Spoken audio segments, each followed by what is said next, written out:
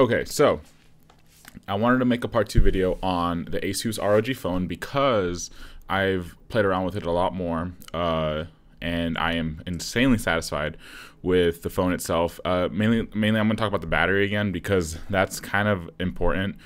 I mean, the phone aesthetics are amazing because, like, with the vapor chambers, with the insane processor, with its gaming mode, it does not overheat at all, really. I mean, it warms up a little bit, but that's like normal, especially from screen use. Phones tend to warm up. So, but like, I was running Pokemon Go, and I played it for about an hour and a half, one to 1.5 hours, and it only went down about from like 92% to like 80%. So it went down about 12% from like an hour and 15 minutes of gameplay, meaning which it has about an 8 to 10 hour battery time with the phone itself. So you can play Pokemon Go for about 8 to 10 hours without having to carry around an external battery pack with you. If unless you play it more than 8 hours in a day, then obviously you'll need a battery pack with you, because I see people walk around with those hefty, like 50,000, 100,000 milliamp, 10,000 milliamp, like external battery packs to charge their phones while playing Pokemon Go. But with this phone, with 4,000 milliamps, especially because it does not, this phone can handle this game like easily, and that it can you just play, and 4,000 milliamps plus a game that's not so demanding anymore, it'll last 8 to 10 hours, and it'll last for you to play it, you know, especially with even with the screen on, constantly just holding it in your hand, playing it, it'll still last quite a long time. So one of the other things that I tested out with the phone, I charged the phone one day at like 1 p.m. Okay, I charged it to about 85%. So the following day, I used it all day again. You know, I watched a full episode of The Office on Netflix one night, but I didn't charge it. So day 2, so about 48 hours passed by, and it still has 40% charge. Like 2 days go by, we have it had about 30%, but still, like, going down about 65% in 2 days of just, you know, sometimes texting, sometimes, you know, watching a video, you know, and it still was able to maintain, like this phone is amazing. My Nexus 6P, when I got that for the first time, it didn't even last that long, you know, and eventually, like, you know, a year or two goes by and you have to charge it like twice a day now. You know, with this phone, I charge it like once a day to like once every other day. So like I wait for it to get down to about 40 to 35, maybe 30% at the lowest, and then charge it up to 85 to 90%, which is where I'm keeping it right now. But like, especially because since it charges so fast, you don't really have to like pay attention to it too much. You just like kind of give yourself about 20-30 minutes to charge it, and then it's charged, and then you just use it, you know, and then you'll charge it like a day and a half to 2 days later. And the fact that I can just not have to have this, I wouldn't call it anxiety, but like worry about your phone battery life is kind of a thing of the past with this phone, for now at least, because it's a new phone. You know, batteries obviously go down over time. Apparently there's statistics saying that like your phone battery, before it starts like getting really noticeably bad, is about 600 charge cycles. So you charge it about 600 times, which is about roughly 2 years. You'll start noticing a huge difference on your battery, impacting on your battery. Now, if you were to charge it between 30 and 90%, or they say 40 to 80, but 30 to 90 is a much wider range, which I like to do more, and you don't overcharge your battery or charge it overnight, it actually doubles. It has about 1,100 to 1,200 charge cycles, which can make it last 3 to 4 years, supposedly. That's what they say. But which is what I'm gonna try to do. I'm gonna try to make this phone last as long as I can, because it's $900 and it's a little expensive. So, but the fact that I can game so intensely but barely drain the battery. I mean, I haven't played anything like Asphalt 9 or 8 or any of the first-person shooters, because I hate playing shooting, like racing games, strategy games, Pokemon Go, like they all run fine on phones, but when you play a shooting game, it's just super frustrating and super annoying. But especially even with the air triggers, I don't care. Like my thumbs are covering up like 2/3 of the screen, you know, and it just gets annoying to play shooting games. But Pokemon Go, it'll last you about 8.5 hours roughly. That's what it says on those are some of the statistics on their website. It says about, I think, 7.5 hours of game time, but it depends on the game. It depends on how taxing the game is onto the phone. So Pokemon Go was developed, I think, 2015 or 2016, and it was meant for phones, you know, with like Snapdragon 835s or lower than that even, and with a Snapdragon 845 and an Adreno 630 GPU, like, especially because your phone has a GPU, like it definitely handles the game no problem. Like it runs. I mean, even on the display settings, like you can put the phone to 90 hertz, and Pokemon Go will run at 90 hertz. Like there's a huge difference. You'll see that frame rate just bump up to up that 30 frames, and you'll actually see the game just run so buttery smooth, and it sounds sexual in a way. So anyways, so basically the battery life on this phone is amazing. 4,000 milliamps. I'm waiting, you know, eventually, hopefully we'll go up to 5, 6, 7,000 milliamps. Maybe not even have lithium ion in phones anymore. Who knows? But like, but 4,000 milliamps is pretty amazing right now.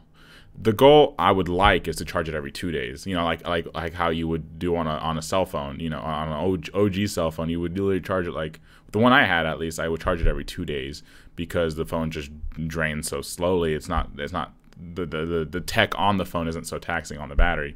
This has, you know, an overclocked CPU. Oh, I was also playing the game when it only went down 12%. I was playing it in X mode, which actually overclocks the CPU a little bit and runs that RGB light on the back of the phone. So it was actually like the battery was actually, I felt like on X mode it was draining slower. I don't know if that's just all in my head, but it just felt like it was draining slower. But yeah, so the phone is amazing when it comes to gaming. It's a complete beast. The only complaint I have with cell phones or smartphones in general is just them being, I wouldn't say they're obsolete after a year, but the next one comes out a year later.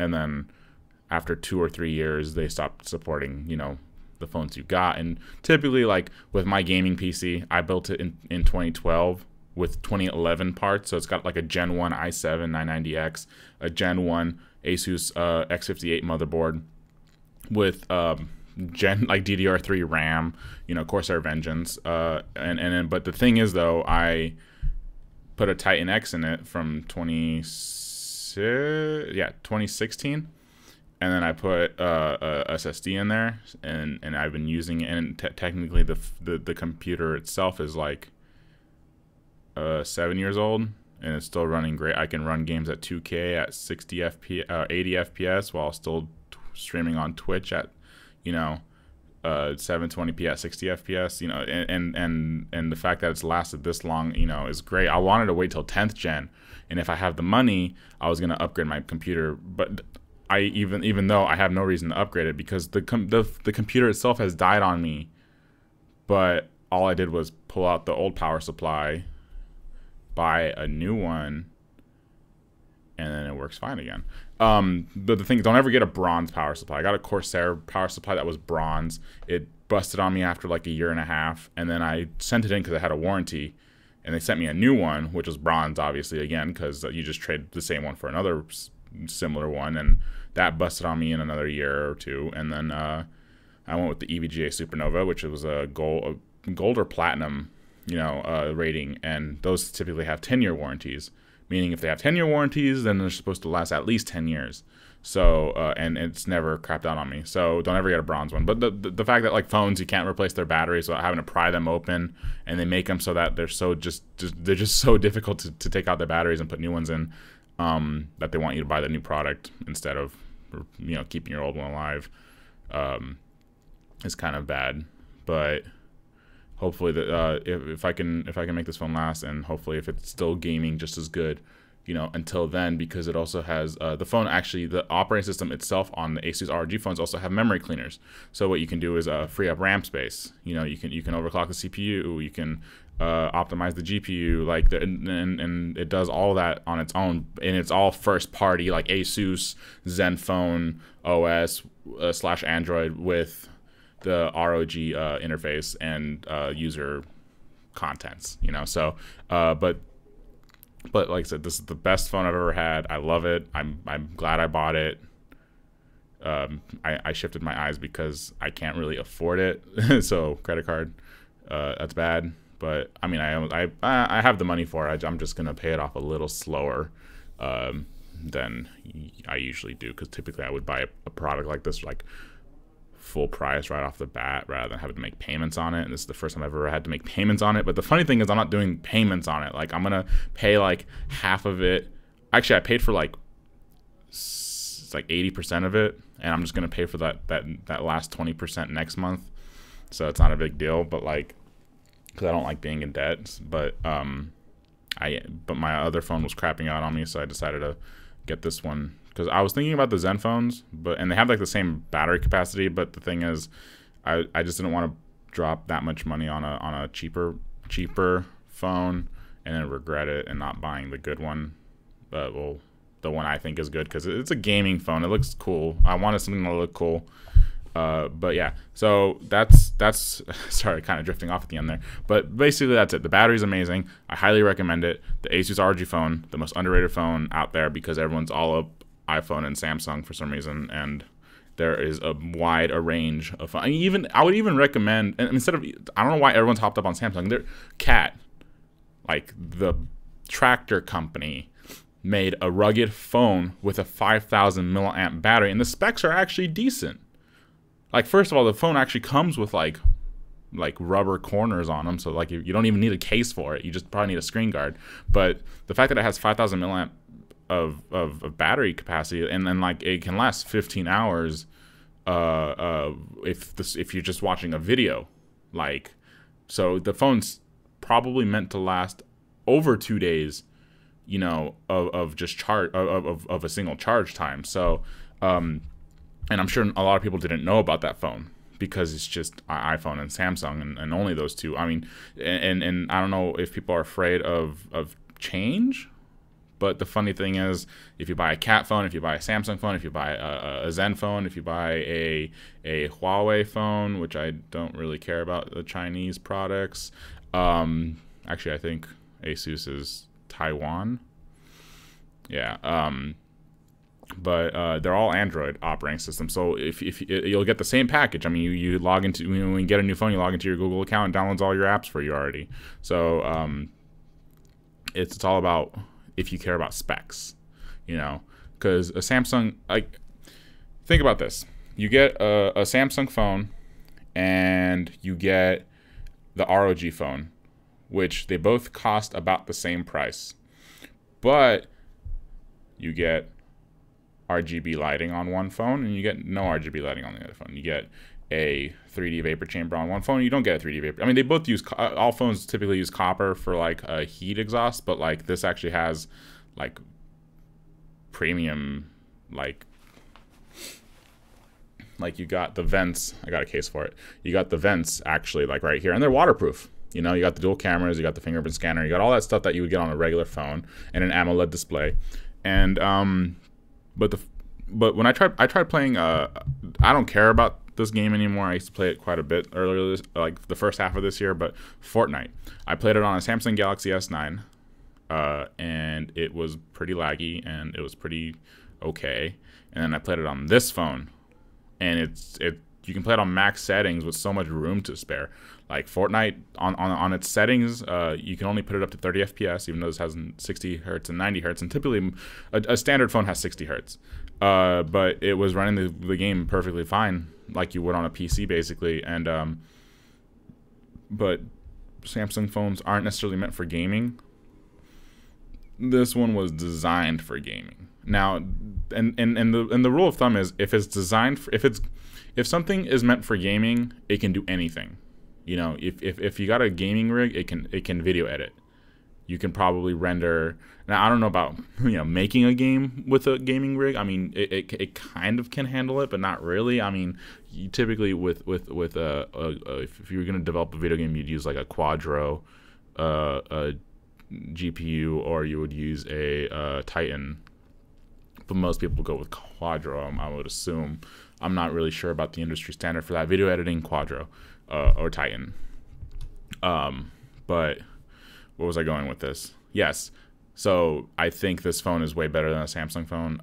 I also don't really care about the Samsung OS, and I'm pretty sure they're like the same as Apple, where they're just trying to pump out, you know, and pump out and outdate their current phones with new phones. That's just me. I'm not. You should look at specs when you shop for a phone and look at all the reviews. I mean, I watch way too much Linus Tech Tips and way too much KBHD, Marquis Brownlee, or whatever his YouTube channel is called. I watch all or Unbox Therapy as well. They have a great. They do a variety of products, and I love watching their videos. Especially, I've watched Unbox Therapy's ROG video a little too much.